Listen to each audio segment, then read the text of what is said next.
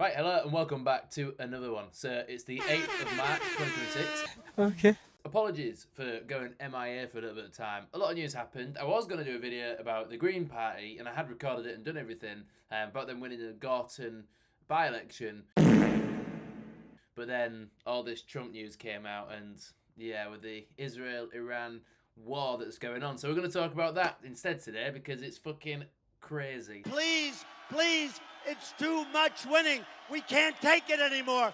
Mr. President, it's too much. So, as I'm sure you'll be aware, in the last few days, Israel and the US, they've both together struck Iran with missiles. Iran has also then done retaliationary attacks. Sorry, I cannot say that word without getting tied up. Retaliationary attacks. They retaliated on the Gulf states, so they actually bombed the UAE and surrounding countries as well, which has caused a lot of scare and sort of anxiety. Look, here's the story.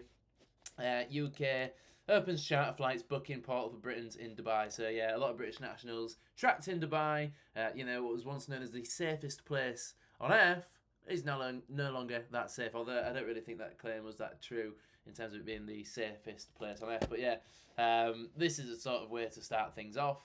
Because they struck the Dubai International Airport. There might be a video I'll be able to find.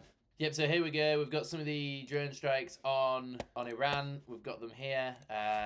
Well, you don't really see it, but you see more of the aftermath. See smoke everywhere. Yeah, doesn't look too good. So that happened, and a lot of people got trapped in the airport and the surrounding areas and failed and struggled to get home because of everything going on. Now, let's focus on the proper story going on right now. Obviously, that's all interlinked. But last Saturday, we had Trump come out and say that him and the Israeli government had done attacks on Iran. Obviously, it happened on a weekend. I've said it in a previous video. Trump always does this shit on a weekend. I think his original plan was to announce the war on the weekend, have it over by the market open on the Monday, and that be that. But unfortunately for Trump, that didn't happen. And this video is not me in any way defending Trump. I used to like Trump before all of this happened. And then this has gone on, and now it's really got me. Well, it hasn't got me second guessing. I am second guessing about the whole thing. You know, Trump was saying on clips that World War III, Joe Biden was going to cause that, and that Joe Biden was getting closer and closer to World War III, and that we had an incompetent leader in the US taking us there. I think the crooked Joe Biden is not only dumb and incompetent, I believe that he has gone mad, a stark raving lunatic with his horrible and country-threatening environmental open borders and DOJ, FBI weaponization policies. He is a mental catastrophe that is leading our country to hell. We'll end up in World War III because of this man, and for no reason whatsoever. Thank you. There you go. Obviously, now fast forward to today, that's actually Trump that's bringing us to World War III. It makes Biden actually look quite good in comparison, which is coming from me. I fucking hated Biden. But, here we've got questions remains for Trump. This is the latest news as he spends the weekend in Miami. As things stand, the president has no public events on his schedule, and the travelling White House press corps, including the BBC this weekend, isn't expecting to see or hear from him directly. There are still many questions for the president, who spoke to us yesterday on a flight from Delaware after overseeing the return of 6 US soldiers killed in an Iranian strike early in the war. The fact that US soldiers are now being killed as well, which was always going to happen. You get into a war, you're going to have casualties. Trump said that himself as well. But these were casualties that did the need to happen. Did Iran need striking is the question. I know there's a regime change up in the air at the moment, and Trump wants to try and get rid of the Islamic revolutionary the Islamic government, I suppose, not government, but the Ayatollahs and whoever else he's killed. They're trying to have a regime change in Iran. Go stupid. Ah! And obviously, I think it was in the 70s, 80s when the Islamic Revolution happened, and then that's when we saw the Ayatollahs and the sort of current government or fucking system of government in the Iranian country, in Iran. And yeah, ever since, I don't think it's strung too well. I think the whole premise of this all started on the basis that when those protests happened in Iran, a bit of a red flag as well with those protests as well. Did you see the flags?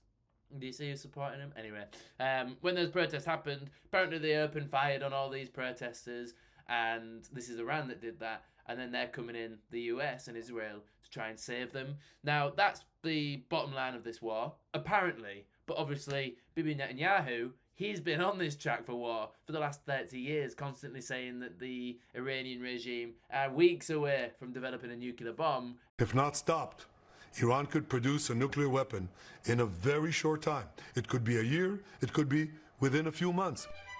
They have the wherewithal, the stored up, preserved knowledge to make a bomb very quickly if they wanted to do it. Iran is so dangerous. Weeks away from having the fissile material for an entire arsenal of nuclear bombs. They're very close. They're 6 months away from being about 90% of having the enriched uranium for an atom bomb. Iran is gearing up to produce 25 bombs, atomic bombs a year, 250 bombs in a decade. Ladies and gentlemen, time is running out. Iran will be capable of producing alone, without importing anything, nuclear bombs within 3 to 5 years. And it's a similar rhetoric to what we've got now. And apparently the reason that why Trump actually struck Iran in the first place was because Israel said, if you don't do it, we're going to nuke them. Don't know how true that was. I'm just a reactionary channel on YouTube. Don't take my news as gospel. I just saw it. Don't know if it's true. Might not be true.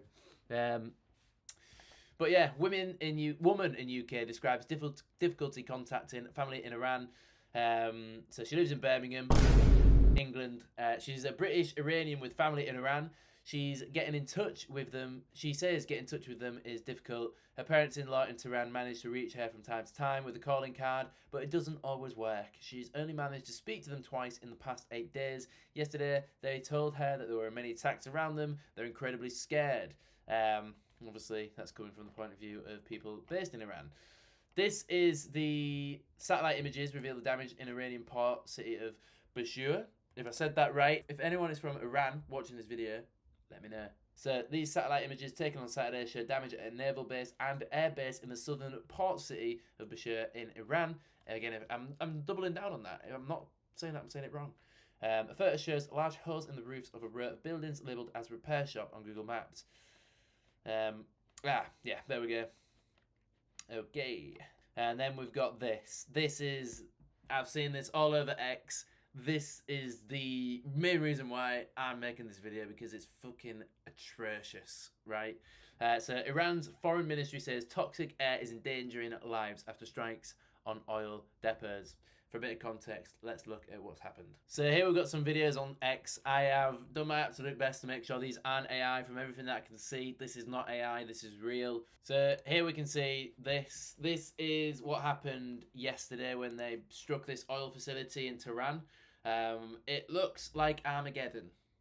Absolutely like Armageddon. Like scenes like this in 2026 are fucking atrocious. This is stuff you only thought you could see in history books. I'm letting it replay again because it is so bad. Like, obviously, the people of Iran, is this going to liberate them? Is this how Iran is liberated? By fucking blowing everything up to smithereens? Causing oil to rain from the skies? Look at this. If we go back. Here's the rain in Iran. It's black. The clouds are black. This is oil falling from the sky. We'll get this idiot off. And this video is probably the worst one of all, I would say. It shows you the real impact of this situation. This is the oil facility that was struck. The clouds coming from that are biblical. They are biblical. Look at that. It looks like hell, if I'm honest. Absolutely like hell. And if we go back to this, this is the story regarding it. It's undoubtedly endangering lives. Not just human casualties, but everything. Wildlife, animals, the environment has been damaged. It's not just going to affect Iran, it's going to affect the world. So this all links in with the current fucking every government looking at global warming, climate change. This does not look like global warming or climate change. This looks like the fucking stupid idiots in the US government, Donald Trump and his war cabinet, set of retards, destroying the planet, Israel as well, and they are responsible for this. Obviously, Iran have retaliated. Iran have done their own bad things as well. No one's going to say that regime should stay, but who the fuck are we to say what goes on in other countries? Let them live. So long as they don't attack us, Doesn't matter. And they say, oh, well, they could strike us. Well, maybe the question is, why would they look at striking you in the first place? Something must have happened. They can't just hate you for no reason, for them to bomb you. You know, and I'm not saying that's a good thing, by the way, because it's not. I don't agree with war in any shape or form. Don't think it's good at all.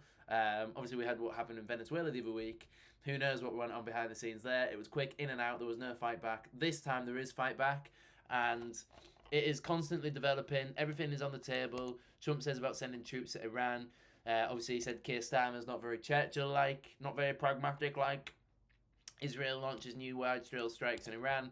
There was also a thing with the UK where Keir Starmer, apparently toward the start of it, when Trump initially went to strike Iran, the UK was like, you can't use our bases just yet. There's no legal reason why we'd be able to let you do that under international law. But then when Cyprus got struck, the UK's RAF base there, that then warranted the UK to have some involvement in defensive capacities. They're not, at this point, being aggressive. It is just defensive capacity.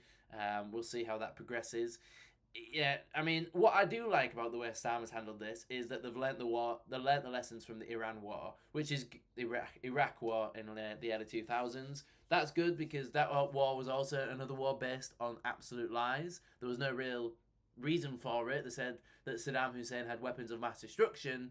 Tony Blair lied to Parliament, got the backing of Parliament. George Bush lied. Everyone lied in that situation to cause that war. And unsurprisingly, Tony Blair has also said that the UK should have allowed Trump to use them bases from the get-go.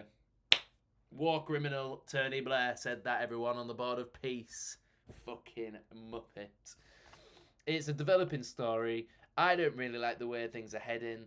I think that this is probably, well, I'm no geopolitical expert, so be it, but this doesn't end in any other way than nuclear war, maybe. I don't know, maybe I'm a doom maxer.